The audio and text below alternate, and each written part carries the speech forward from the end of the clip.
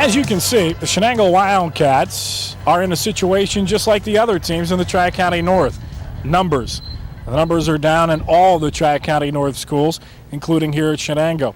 Just 35 kids out. As Frank Bongivengo puts it, it'll definitely be a problem with depth.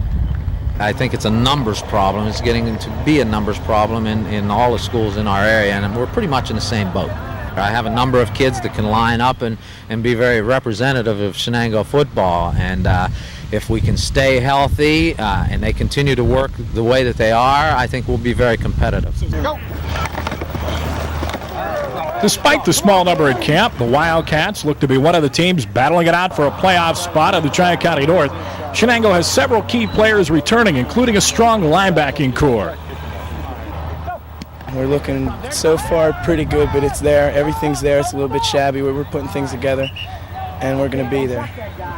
This is my third year here. My first year I didn't play that often, but last year I started and everything, and I had a fairly decent season, and I'd like to get better this year, and I think the coaches would like to see me get even better than last year and do even better. Just follow through with it. You don't have to make great contact with this. In other words, you don't have to stop.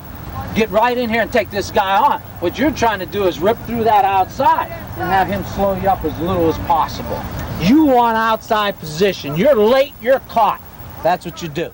What the Wildcats are looking to do on Saturday night is open up the season on a positive note. It won't be easy, and it'll be a familiar face the Cats will be going up against. Yeah, everyone really gets up for the first game, especially with NACA, because it's always a real good game to come see and everything else. He was moving backwards. You should have just ripped to the inside. You had a perfect lane. Let's go again. The Wildcats may be small in number, but you can bet, as all Frank Bongivengo teams, Shenango will be in the hunt for a playoff berth in the end.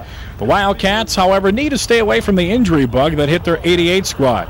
And even though Chris Dibley saw some action last year, one of the major question marks for the Cats is the inexperience at the quarterback spot. Okay, we're going to run a Cwynar belly. Fullback, you fire in a 4-hole. Okay? 2 back, you're leading on the halfback. Tight end, you're blocking down. 4 back, you're coming for the pitch. The Wildcat players know what needs to be done on both sides of the line of scrimmage. It's going to be a challenge, and we have to execute on defense as well as offense. If we execute, everything will be all right. These 1989 Shenango Wildcats, many of them still can reflect on what could have been last year. After all, it was the Wildcats who just lost out on a shot at making the WPIAL playoffs. It could have been them instead of Farrell playing for the WPIAL championship, a game they had virtually won. And according to their head coach, was definitely one of the most difficult defeats he's had to face in his 24 years as a head coach. I don't remember a loss where a sequence of events had to happen in order for us to lose the game. I think it was one of the hardest things to swallow in the number of years that I've been here. The Shenango Wildcats anticipate an exciting '89 season, and it all starts Saturday night when the Cats host the Monaca Indians.